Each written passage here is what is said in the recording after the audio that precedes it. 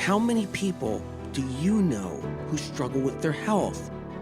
Chances are, whether they show it or not, most of the people in your life do. And chances are, you're one of them.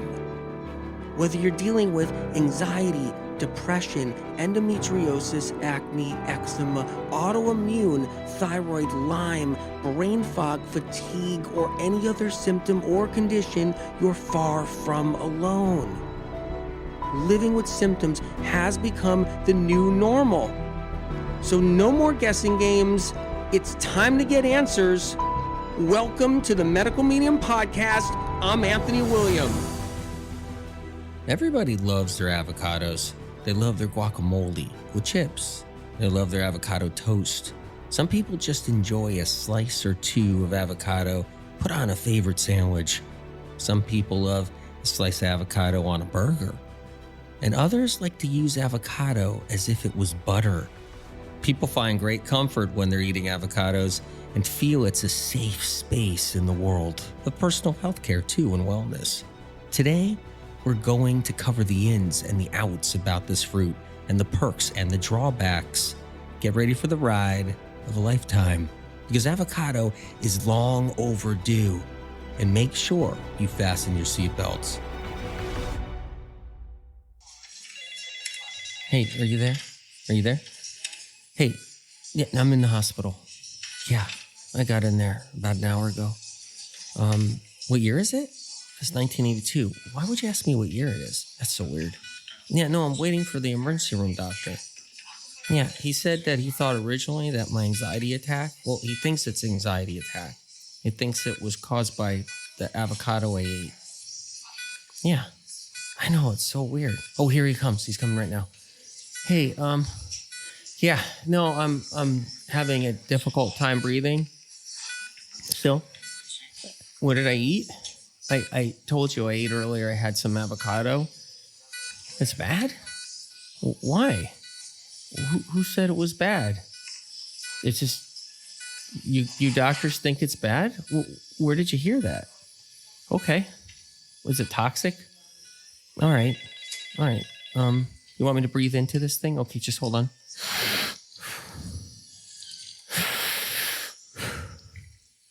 What's it say? Pressure good? That's my oxygen levels. Yeah.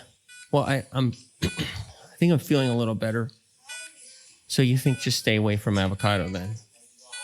All right. Well, I had other things beside that. I had some bacon earlier before that, and I had some kind of drink, and I also had a hot dog. I had a hot dog. That's it. I heard that like the hot dogs have like nitrates though. No, don't worry about that. Not about the whole nitrate thing. It was the avocado. Oh, okay. All right. Well, I'll just stop eating them and take these pills. Prescription. Okay. All right. Let me see. All right. That I'll just go. Okay. Thank you, doctor. Thank you. Far-fetched? Really far-fetched? No, not far-fetched at all. Avocados have come a long way from when I remember, but I have a lot of scars, a lot of wounds from defending and fighting for them, protecting the avocados when it was considered by the mainstream as dangerous for your heart, dangerous for your health, too fattening, and even toxic and poisonous. See, back then, doctors, healthcare experts, practitioners were telling patients to avoid eating the avocado. Dietitians telling patients to avoid eating avocado. It was somehow infused into their mind, the mind of the conventional doctor, the mind of the conventional practitioner, that they were really bad. I remember speaking to a doctor who asked me to help solve a mystery problem with their patient. They heard about me through another doctor. I was recommended. They had a conversation with me. The patient had gout and other problems. I said, we have to get your patient off of butter and bacon right away and onto avocado. And he looked at me like I lost my mind. Isn't avocado bad for you? That's what he said. And I said, where did you hear that? He said, in medical school. I said to him, I thought they didn't teach you about diet in medical school or foods.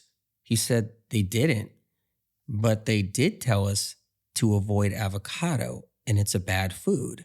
He said to me, now that I think about it, I always thought it was strange when farmer reps would come to the office, take us out for a big steak dinner, and at the same time, we were told avocado was bad for us. It always gives me the chills when I think back then and just remember that. But here's the thing. Back then, this gives me the chills too, because the fear of avocado trickled on down from the conventional mindset down to the alternative mindset. Yeah, Western Chinese medicine doctors were convinced the avocado was toxic, caused heart problems, and traditional Chinese medicine doctors and traditional acupuncturists thought the same. If you go see an acupuncturist in California in the 1980s, there's a good chance the acupuncturist is going to say, stay away from avocado because A, it's a raw food. B, because it's a raw food, it'll create dampness.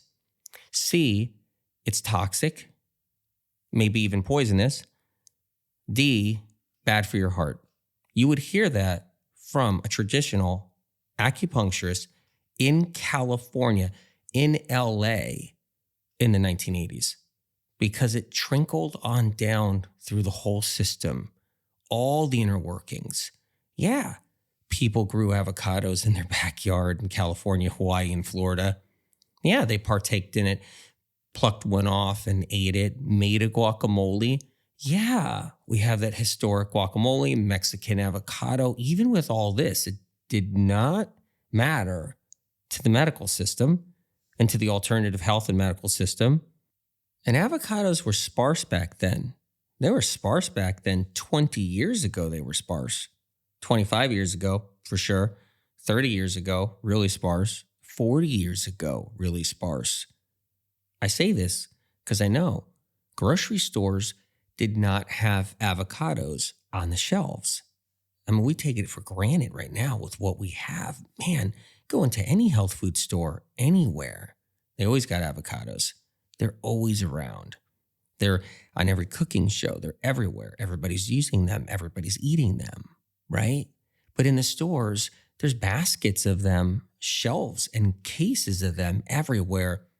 That wasn't what it was like years ago. And I'm not trying to be that like old guy like, yeah, Sonny, gas was 2 cents a gallon where I came from. And we had to walk to school 10 miles in the snow barefooted with no shoes. And then we'd get to the classroom, and because we were late, the teacher would stick us in the corner and put a dunce cap on us and smack us in the back of the head with a ruler. Now, I'm not trying to pull that card, And by the way, those stories are real, and people went through a lot. But life's never been easy. But the point is, if you go back, there weren't avocados galore everywhere. And if you found one, you're lucky. If you found one because someone grew one and you happen to live in an area that they were growing one, you were lucky. And if you made a dish with it and you were in front of company or around other people, probably unlucky. You were lucky you had one, but there was always going to be somebody there, somebody in the family, some friends, someone in the gathering that was going to poo-poo you. They were going to poo-poo you for having that avocado and be like, whoa, that's bad for you. Whoa, hold up on that avocado. Putting a little too much avocado on that. Meanwhile, they're eating a turkey. Meanwhile, somebody's eating a turkey or someone's eating like pork chops, right? You never hear that about pork chops. You wouldn't hear that from a doctor about pork chops back 20, 30 years ago, 40 years ago. In fact, there's podcast doctors that are like, as long as the pig is raised organically and, the right way and pasture raised and all that, yes, you can have your good bacon without the nitrates. You hear that all the time now, right? But back then, pork was great, no matter what. Nobody poo-pooed pork. But the avocado, always an issue. And all kinds of, what are you, vegetarian? You'd hear that all the time. What is he? What is your cousin a vegetarian? Cousin and his girlfriend's a vegetarian? You'd hear that all the time. Like you would never get around it once that avocado came out. And isn't that bad for you, that avocado? Too much. Now everything's changed. Now everybody's eating avocado. Almost everybody, but it's everywhere. It's all over the internet. It's in every video. It's in every food show. It's everywhere. And every influencer is eating avocado one way or another, whether it's chopped up with hard-boiled eggs on a salad or it's avocado toast. Hey everybody, welcome to my YouTube channel. And this is my morning routine. We're gonna make my bed, get some coffee, and then I'm gonna show you like what me and my boyfriend do when we make the best avocado toast you've ever had. And maybe after that, we'll get into a workout. So get ready. You can go to any app, turn on any channel, look at anything on the internet, and influencers everywhere are eating avocado. They're eating avocado 10 different ways. Avocado toast is the most popular in the moment, but it blows my mind. Blows my mind in a good way. It makes me happy because blood, sweat, tears, ridicule, attacks, all of it was worth it. When I even think about it, it's like, yeah, that's incredible. I'm glad you're doing the avocado toast. I'm glad you're eating avocado. And when I really think back of how bad it was, I mean, it was bad. I remember doing a small lecture in a health food store 25 years ago, teaching people about avocado, and someone got so irate, they ran up and they tipped over the cart I was using, and all the avocados rolled away. And they ran out of there. That's how upset they were. It was so complicated. It shouldn't be complicated. Because right now it seems so simple. It seems so easy, so accepted. It seems so normal, right? It seems like it's an easy, smart health hack now. Like, duh, avocado, it's green. But that green slop, that green pudding that avocado becomes got people so worked up. I mean, they turned into like crazy town people. Like it was bad. I'm serious. They got worked up. And you'd see that cream, especially guys. Let's go into that right now, okay? So say somebody's girlfriend or somebody's mom or anybody mashed up an avocado and it was all green and slimy like it is, guys would look at it and be like, I'm not eating that. It was an anti-guy food. It's like, of course, I'm going to have a beer, some peanuts, maybe some buffalo chicken wings. Oh, and give me that green, slimy, gross, disgusting slop that's in that bowl. I'll gladly have that. No.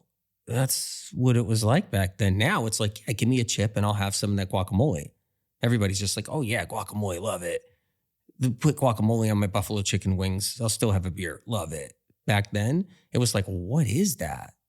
I know someone who's listening right now is probably like, wrong, he's wrong. Mexican, authentic Mexican food, he's wrong. Mexican restaurants, he's wrong. He doesn't know what he's talking about. Okay, let me time capsule you back. Mexican restaurants didn't sell a lot of guacamole.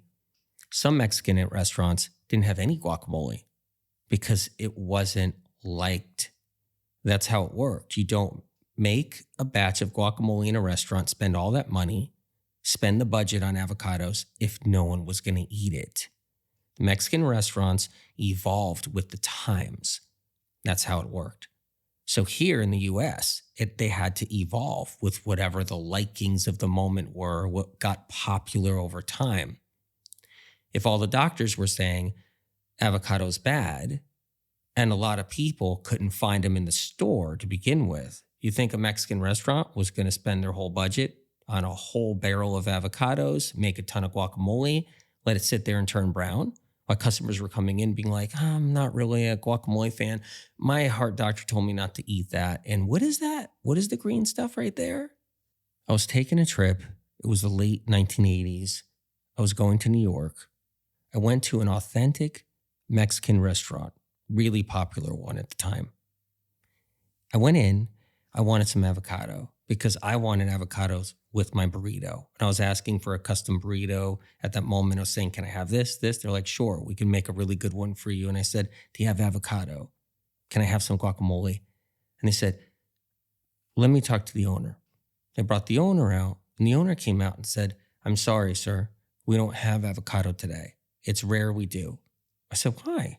He said, nobody likes it.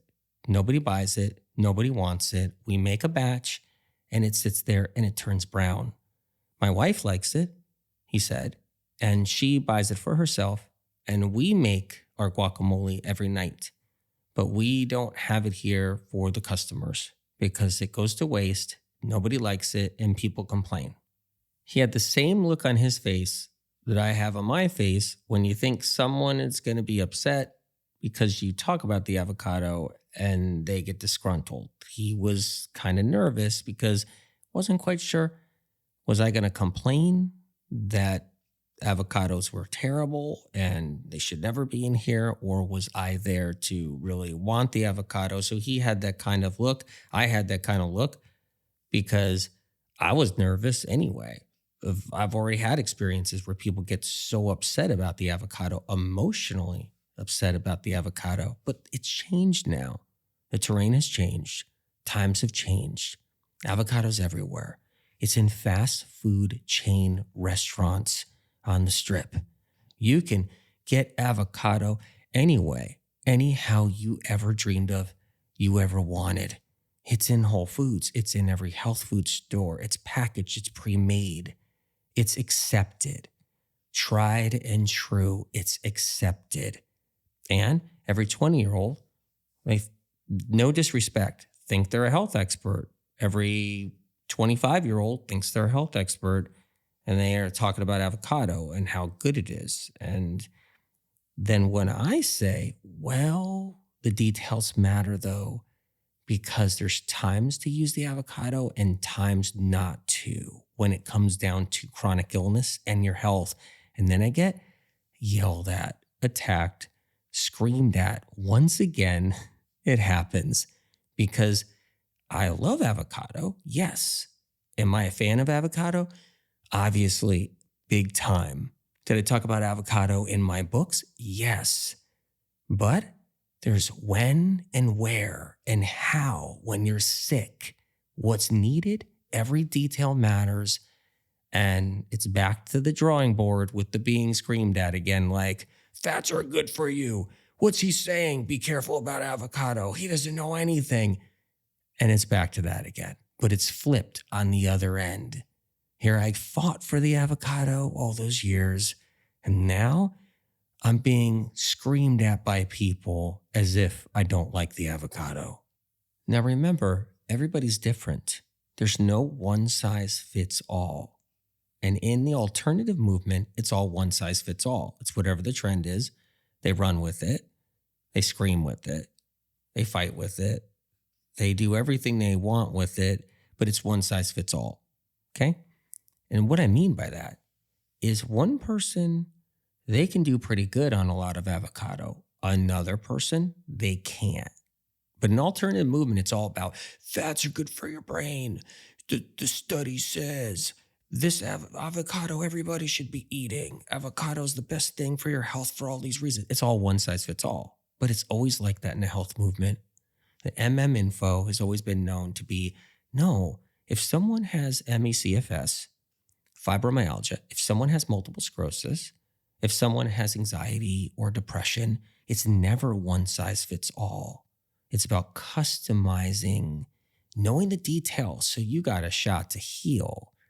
And it's not just like, hey, you guys, everybody here, you should all be eating lots of avocado. It's a healthy food. Food science says it's actually nutritious for you. That's one size fits all. We ain't going to do that. We never did. We're not gonna. We're going to do it right. We have to, because your health matters. It means everything. We can't lock everybody up in a one size fits all box. That's not going to work. Some people can eat a lot of avocado and it's fine and it works for them. There's a reason why it works for them. Their liver could be really strong. They could have a lot of bile reserves.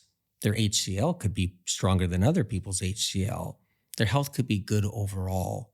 They may not be struggling from a neurological condition or chronic fatigue syndrome or anything of that sort. They may have very few symptoms, maybe no symptoms in the moment. And then is that person really sick, bedridden, can't function, has a difficult time taking a shower? When the water comes out of the shower head and it hits them on their head, they almost go down for the count. It's different for somebody who's chronically sick, or say it's somebody that's not so sick, but they're sick enough where it's impeding their life. They're visiting a lot of doctors, seeing a lot of specialists, getting a lot of blood taken.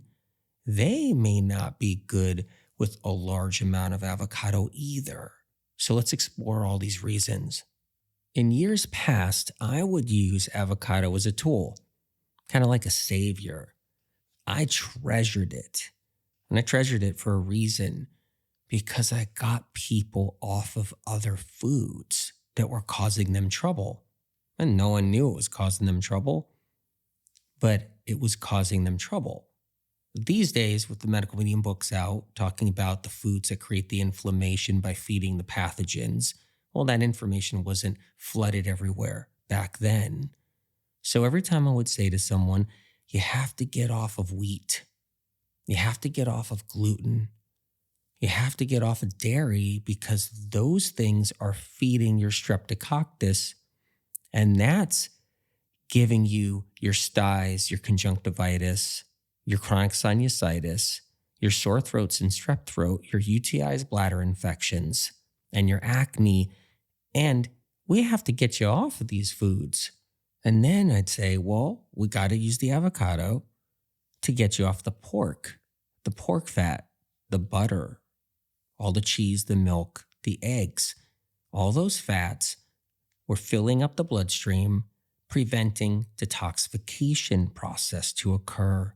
Also feeding other pathogens like the shingles virus with the trigeminal neuralgia, and the Epstein-Barr virus with the chronic fatigue, and the HHV6, and the simplex herpes 1 and 2, and the cytomegalovirus.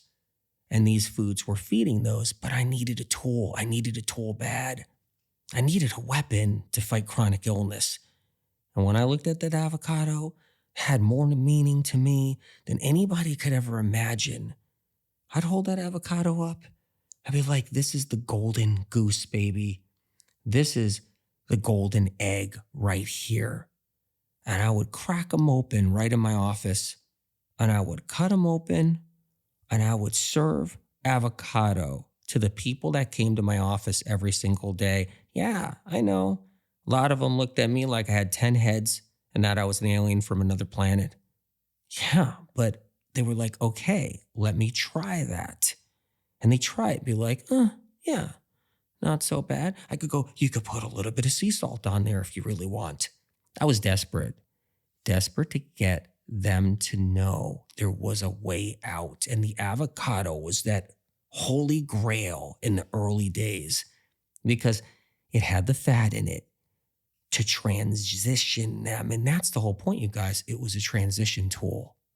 It was to transition them from what the fats they were all addicted to, the ones that were holding them down. Not just the fats, the foods that were also feeding all the pathogens and the viruses and the bugs. And heck, I couldn't get metals out of them unless I got some of those foods that were causing trouble out of them to thin out their bloodstream, get the pork fat out, get other stuff out so that I can actually get metals out of their brain to get rid of their bipolar, their anxiety and depression. And the avocado, it was a different kind of fat. It had power in a different way. It allowed someone to come off the ride, come off of that addiction, the addictive behavior of wanting all that pizza and all that mac and cheese and all that pork fat, pork chops, pulled pork, ham, cold cuts, hot dogs, cheesy cheeseburgers. It had something inside of it that can take people off that roller coaster ride or help. It was a substitute when there weren't any substitutes. Very few substitutes in the food world, actually. The avocado became this powerful tool, a weapon, a substitute, so people can transition with grace. Now, of course, there was always a battle to be had. I had to convince the person it's not bad for you. Like a broken record, thousands of times upon thousands of times, I had to reassure. I had to tell someone, no, it's not bad for you. I had a battle with all the medical universities created a problem. All those medical universities told all those doctors back then avocado was toxic, bad for you, and bad for the heart. It spread like wildfire for decades and decades. I was trying to reverse all that damage. It seemed impossible. Each person would sometimes need me to tell them over and over again, as time went on, that the avocado was safe to eat. It was exhausting. It was safe. It was okay. It was healthy. And there were people that caught on fast. They were like, oh man, I love this avocado. Whoa, I'm starting to feel better already because I'm not doing bacon. I'm not doing eggs. I'm not eating a hunk of cheese every day. I'm not gobbling down tons of chocolate. I'm able to eat a couple of avocados or 3 avocados throughout the day, and I feel so much better. This is incredible. It was like a breath of fresh air. And there were those people that just got scared of the avocado, so much so they were back to their same old tricks, same old vices, same old foods. And I don't blame them one bit because the industry messes with everybody's head, still does today.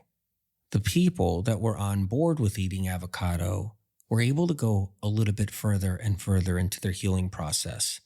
They were able to bring in more foods this time, potato for the first time in the steamed form without oil, and cheese and sour cream.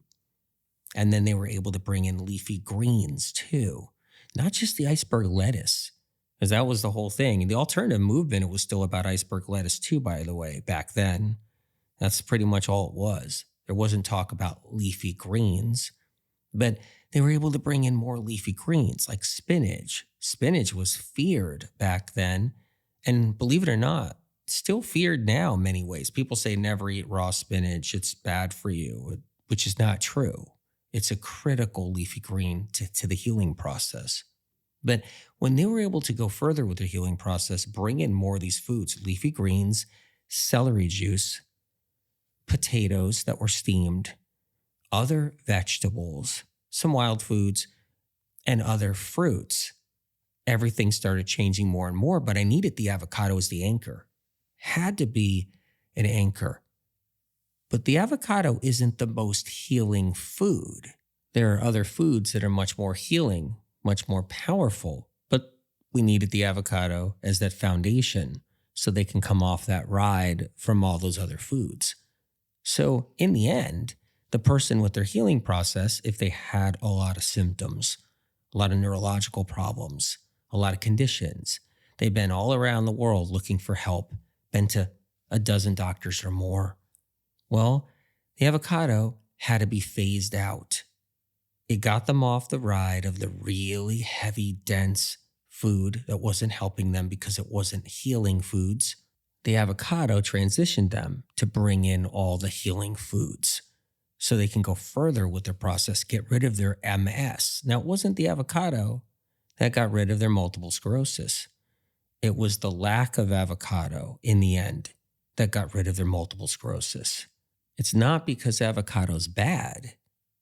It's because we had to use a lot of avocado to balance all of the other foods that were high in fat that were bad for multiple sclerosis.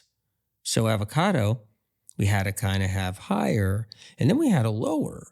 We had to bring the avocado down and bring other tools in. And as we kept on bringing other tools in, like 32 ounces of celery juice and the heavy metal detox smoothie, which has no fat in it. There's no avocado in the heavy metal detox smoothie. We got bananas in there. We had to bring in these other foods. And then the leafy greens, of course, the cilantro, right? The spinach, all these other things take space. And then we brought in the potatoes. We had to lower the fats. And as we lowered the fats and brought in more fruits and all these other foods and healing foods, and we lowered the fats by lowering the avocado, the person got better. They were able to go all the way, get rid of the multiple sclerosis. And then we're able to bring in the supplements we needed as well at the same time. But in order for supplements to really work good when we're really sick, really down and out, have lots of problems with their nervous system, the only way supplements really work is if we lower the fats so the nutrients can get to the nerves and organs and the fats don't get in the way. So once again, we couldn't have the avocados really high, like you're eating 3 or 4 avocados a day. We had to bring the avocado down. And so I say, hey, the avocado's got to come down. And then everybody now, today, will scream at me and say, he doesn't know what he's talking about. But in reality, they don't know what they're talking about. In order to battle pathogens and to get metals out and to clean things out of the liver, you can't have your fats really high. And even though avocado is a better fat and, quite frankly, a good fat, we still have to be cautious to how much we're eating if we're really suffering with a chronic illness. Now, if you're somebody and you're not suffering with chronic illness and you're an athlete and you're not a sick athlete, because don't get that confused too. There's so many athletes are athletes, but they get sick too, or they're sick with symptoms as they're athletic. And this is when the details really matter, because if someone's chronically ill and really sick, it's not just about this is good for you, this is bad for you. Avocado's good for you. Avocado's bad for you. It's way more than that because there's so many intricate details, subtleties all in there that are critical for someone's healing process. Like someone, if they suffer from migraines or fatigue or acne or aches and pains or a diagnosis or autoimmune, that determines what to do with how much avocado in a way. Because remember, it's about lowering the fats to get pathogens and metals out and using medical medium tools to do so, to kill pathogens off and to get metals out. But in order to do that, you do have to know how to use food. It can't just be a guessing game. There has to be a track record experience, people that have healed from these strategies and techniques. And these have been around with Info from the start, and they work. And so the street cred is there. People are healing, but how are they healing? They're healing because in the details, the answers are there. It's like, yes, you can do a lot of avocado. It's way better than pork or this and this and this and this for you because it's a different fat. It's still less fat, it's a plant fat, and it's a fruit. But if there's some damage to the brain, neurons, damage to your vagus nerves, damage to your neurological system and your phrenic nerves, then all of this changes. It's like, whoa, we have to bring in the good stuff. We have to lower even some of the good stuff. Avocado's good, but we have to bring that one down. And you might be the person where half an avocado a day, that works. That works. We can still do some cleansing. We can still do some healing. But you might be that person where it's no avocado and you're on the mono cleanse, the medical medium mono cleanse, where it's bananas, papayas, and celery juice only. Or you're somebody that's doing the 369, the simplified 369, or the advanced 369. Or the 28-day cleanse, or the morning cleanse only. But the options are there to take your healing as far as you need to go, and the details to how much avocado to use is part of it. Now, there's volumes of information about this in details in Cleanse to Heal, that book right there, Cleanse to Heal. It's not one size fits all, so you can customize it to what you need so there isn't confusion.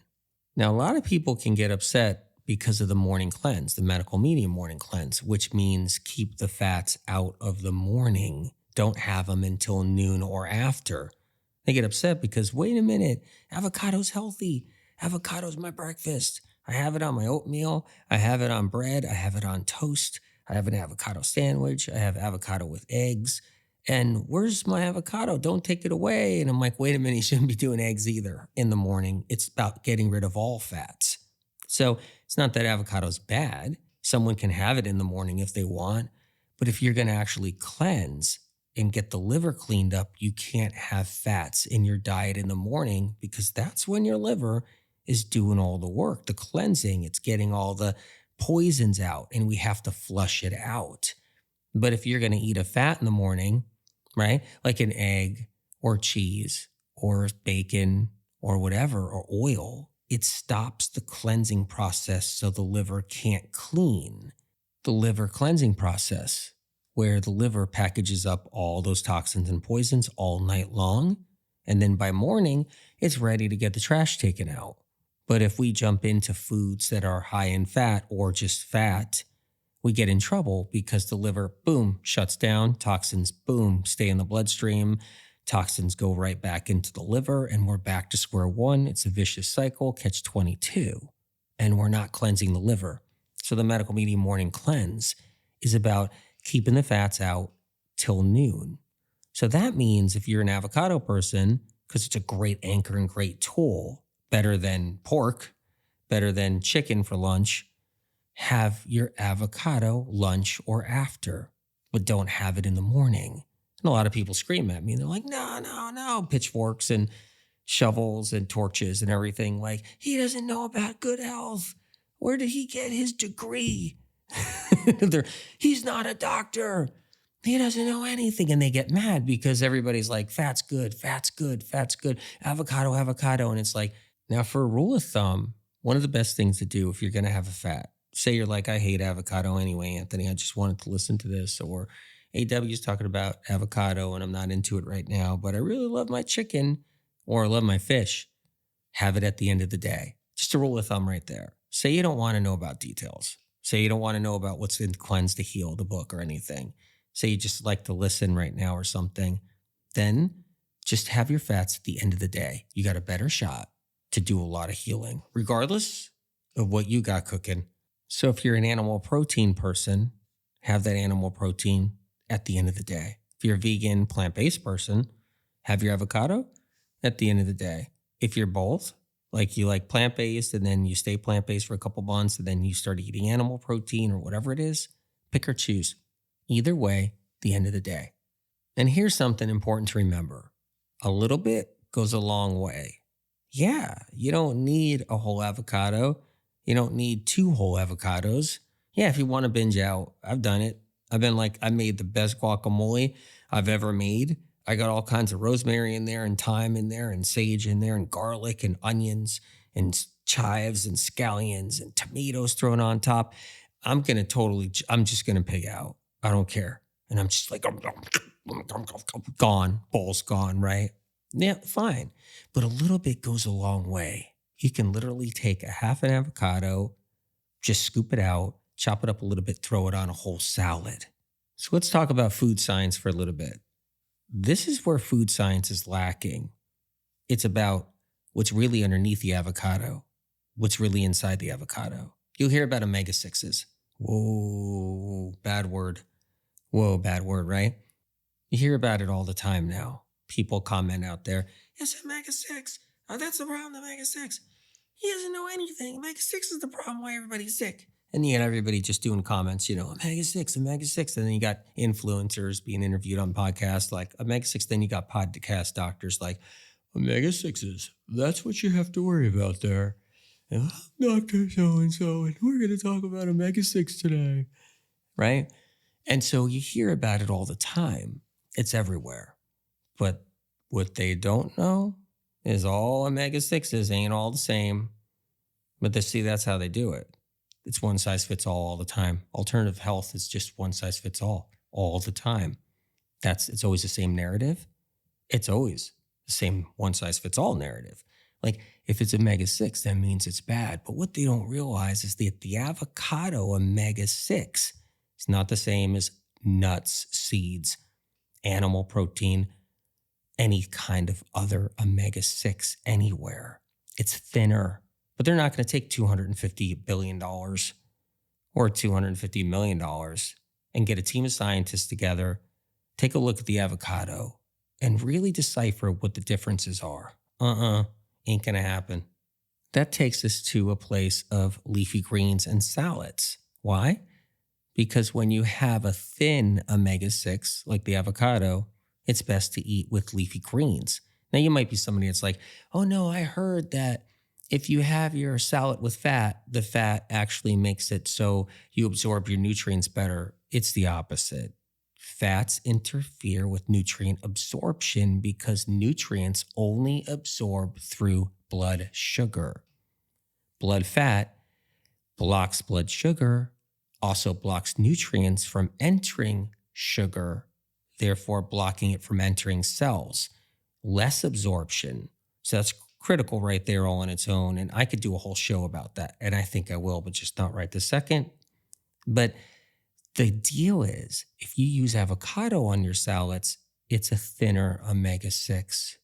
The fats are thinner in the avocado. The avocado fat, the viscosity is thinner. Here's the difference. The avocado also has sugar. There's a reason why God or the light or the creator or this rock we live on or Mother Earth or the earthly mother or whoever created the avocado or an alien that dropped the avocado off, whatever you believe, there's a reason the avocado has sugar and fat combined, because the fat's thinner. So you get less insulin resistance. The sugar in the avocado is what takes nutrients to their destination because it's glucose.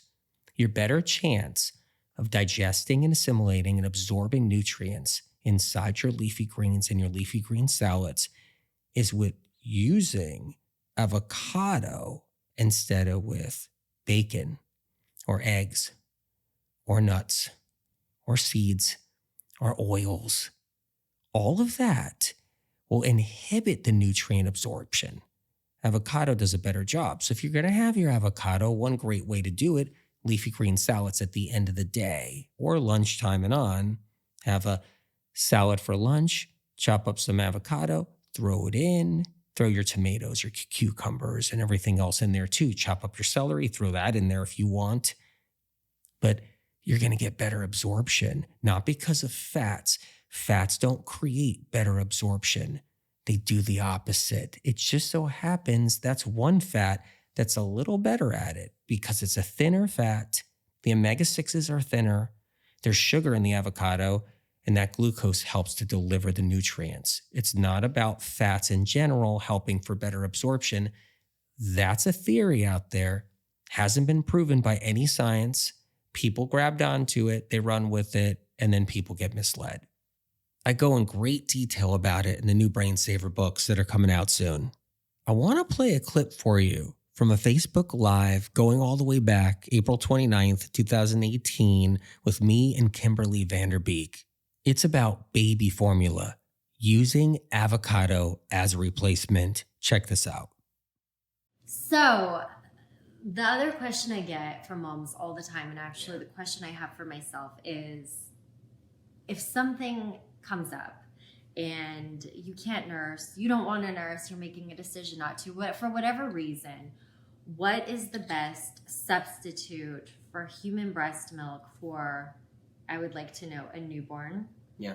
Or a 6-month-old, or like nine months to a year old. I'm not sure if it varies. But well, if you think about formula, and the best formulas out there, if you think about formulas, what's in a formula? Whether it's a dairy version, whether it's lactose, whether it's a lactose version formula, whether it's a non-lactose version, but what's in it? What you'll find in a formula, okay, made by science and research in the medical world, is sugar and fat. That will be in there. Sugar and fat. That's what the formula will be. Yeah. It'll be sugar and fat. It'll be corn syrup, soy oil. Really? Yeah, that's what's in the formulas. So is there something better than that? So just think about this. Say a mommy could not nurse. Say you couldn't nurse and you were recommended by your doctor or recommended by some other avenue in the medical world to do a formula, and it was like they've been for the last 20, 30 years, and they're still out there now, is all that corn syrup mixed with soy oil and some and other junk too, right? So think about that. Is there anything better than that? Like if that, and then you throw a couple of like old bulk vitamins that come out of warehouses that are 50 years old from World War II. They throw that into the formulas. It's unbelievable what's in there. And it's like, oh, you got potassium in here. Oh, you got a little bit of magnesium in this formula. Oh, it's just good enough for my baby. But it's really sad. It's not. And so what's better? Avocado banana milk. You throw a couple of bananas in a blender, you throw a couple of avocados in a blender, you add water, you can add coconut water, you blend it and you strain it. Okay. And you got your avocado banana milk. Wow. And that right there is a substitute. Now there's nothing better than breast milk, but this is an option if there's no other options. And a lot of people we know run into that where they can't get formula, they don't have breast milk. So this is that incredible backup option. Now you'll notice there's banana in that formula. The reason, because you need the sugar. See, naturally, breast milk has a lot of sugar in it. It's sugar water. It's low in fat and low in protein. I know that's a surprise for a lot of people. I've been talking about this for years, but breast milk naturally is low in protein and low in fat because sugar, which becomes the glycogen, is the building blocks of the baby's brain. It's sugar.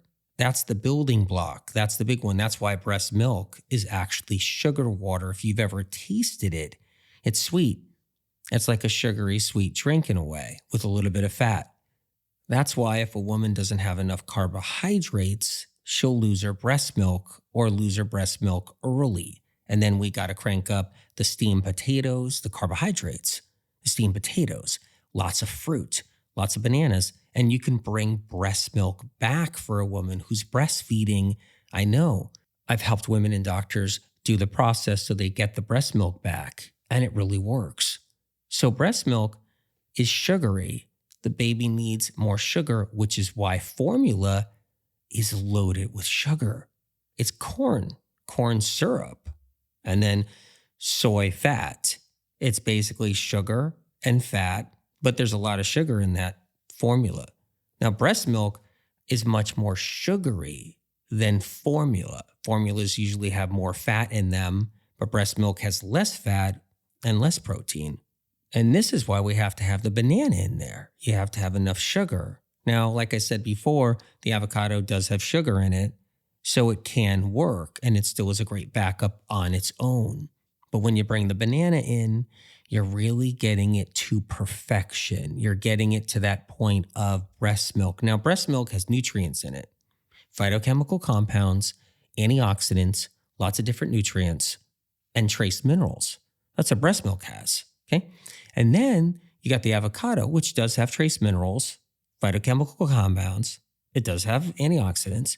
And then you got banana, which has phytochemical compounds, trace minerals, antioxidants. So you're getting kind of a compilation of nutrients to get as close as you can to breast milk. And in breast milk, you got water.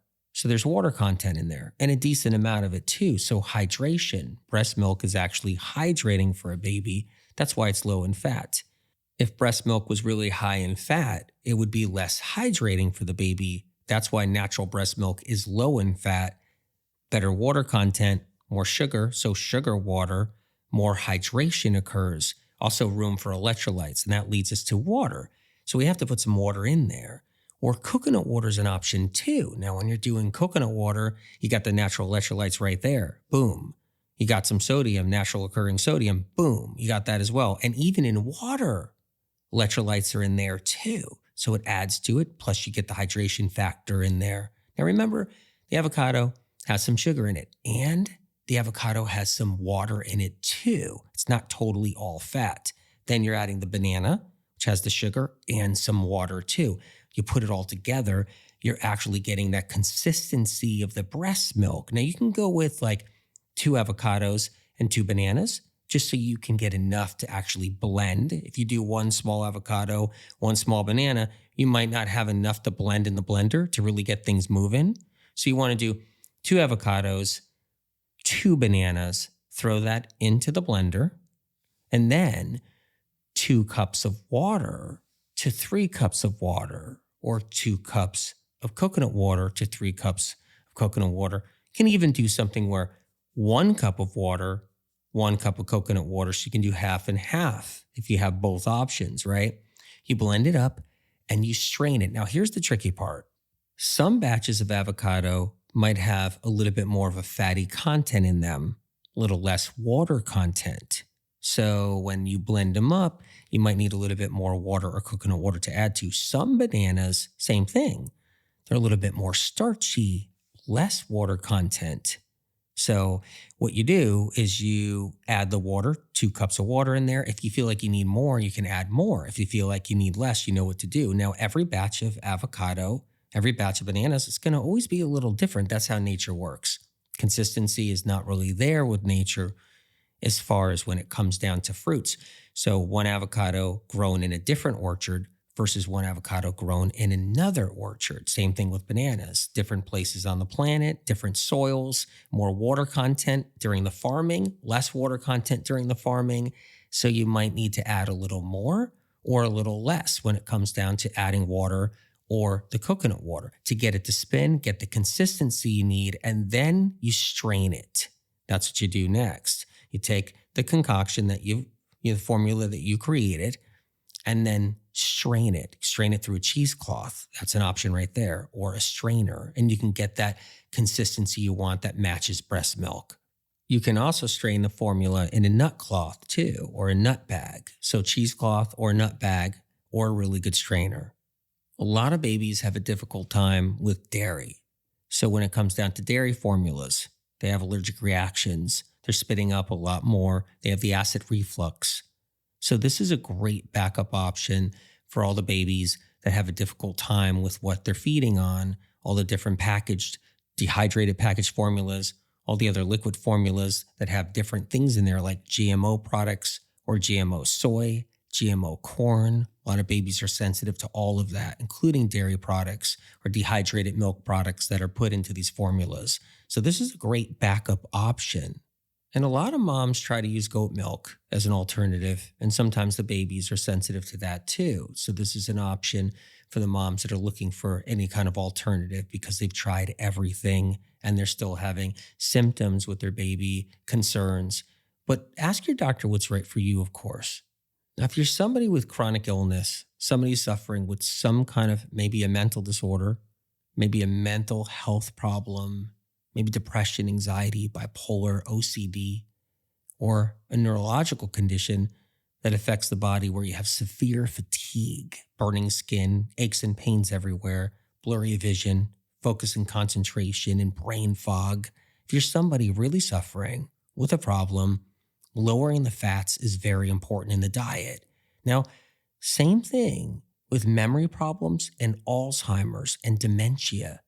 And when it comes down to Alzheimer's and dementia, you're dealing with toxic heavy metals. Now, toxic heavy metals don't leave the body easy unless you get the fats down low. And that's why I really love avocado. Because if someone gets rid of the real intense fats, who's dealing with Alzheimer's or dementia, and they're dealing with these symptoms of memory loss, or they've been diagnosed with a serious condition like that, and they're losing themselves, because that's what happens. Many of you guys know you experienced a loved one that has dementia or Alzheimer's. It's critical to get the metals out of their brain in order for them to heal. So lowering the fats, bringing them down is critical. And that's why the avocado is so great. It's a different kind of fat. It's not butter, cow butter, dairy butter. It's not bacon. It's not pork. It's not cheese. It's not ice cream. It's not eggs and other dairy products, right? So when you bring down these fats, somebody with Alzheimer's has a chance. Somebody with memory issues, brain fog, mental disorders, OCD, depression, anxiety, everything, depersonalization, they actually have a chance to heal. So I love the avocado because it's that tool to be like, hey, wait a minute, you can get those things out and we can bring this in. And the consistency of the fat in avocado is thinner. It allows more sugar to get to the brain, and sugar can carry that heavy metal remover, the heavy metal detox smoothie nutrients, phytochemical compounds that grab metals and pull them out, nutrients to restore the brain too. So when you lower the fats, you open the door to get nutrients to the brain to help somebody with any kind of mental condition, cognitive condition, or any kind dealing with their brain. So avocado's like a tool. It's like, hey, come off those pork rinds. Get off that ham. Get off of that sausage. Get off that bacon. Hey, don't put butter in your drink. Bring down the butter or the cheese. Watch that pizza. And you can bring in the avocado. When you bring in that avocado, the game changes. And yes, you can also lower the avocado and lower it and bring in all the other healing tools and foods and celery juice, heavy metal detox smoothie, leafy greens, all the fruits, and bring it all in the steamed potatoes. And now you're sailing. Now you're cooking. And then the brain starts getting better. But the avocado, it's like an anchor. It's like a lifesaver. Now, a couple of tips about avocado, picking them out, is you don't want to pick them out when they're soft at the store, unless you plan on eating that avocado right in that moment. But even then, if they're too soft, they've gone rotten, most likely. Always remember that. So when you're in the store, you pick up your avocados, you're like, but look at this avocado. And if it's squishy, get rid of it. You don't want it to really give either. When you're pressing it, you can squeeze. If it doesn't really want to give, it's a good time to get it. Now, avocados, you could buy them green. So I know that people, they walk by the produce section and they avoid the green ones because they think that it's never going to change. It's never going to not be green and it's never going to ripen. That's not true. They ripen quick. So you can get the green ones, have them in your house, in a bowl, on the counter, and watch them. They'll start to ripen and in days. And eventually they'll give pretty easy. Now, you don't want them squishy, like I said. You don't want them too soft because they'll be brown and rotten. And here's another thing that's a cool tip. So if they're kind of hard, but almost giving in, that's a great time to eat them too. It's less fat. What happens is the fats haven't developed entirely, so there's more water in the avocado. So the firmer the avocado is, the less fatty the avocado is, the more water that's in the avocado, and even more sugar in the avocado at that phase. Of course, you don't want it so hard you can't put a knife through it, and you don't want it so hard you can't put a fork into it, or you can't actually eat it. It's too hard and crunchy. You don't want it on that level either. But you want to be able to bite into it. You want it tender enough, but you don't want it rotten, fermented, and too soft. We're emotional about food. We have emotional attachments to our food, and rightfully so. We come into this world. A lot of stress happens in our lives. The world isn't easy. It's not a fun place to live for many. We end up using food as a foundation, as an anchor, as a survival method, a survival tactic.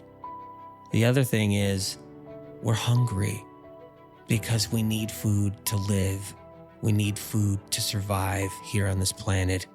We can't just wake up one morning, never eat, go to bed that night and never eat, wake up the morning and do it all over again. We eventually get in trouble because we have to have food to live and survive. When something happens in our life, a hard time, a loss, a struggle, and the stress goes up, many of us tend to lean on food. We tend to see food as an escape, as a way out, as a sanctuary, as our Atlantis. We look to food as if it's our heaven. And eventually we get in trouble because sometimes it can be our hell. But when we understand food, understand our health, understand our body, freedom happens, empowerment, we gain emotional strength. The avocado can help us with that It's the great acclimator. It's the bridge to the other side of healing, so the person has a greater chance to heal. Avocados aren't the best food in the world for the brain, but yet they're the greatest food for the brain in the sense it gives us that emotional support, that strength we need when we're down and out, so we can shed other foods in life that can get in the way of our healing.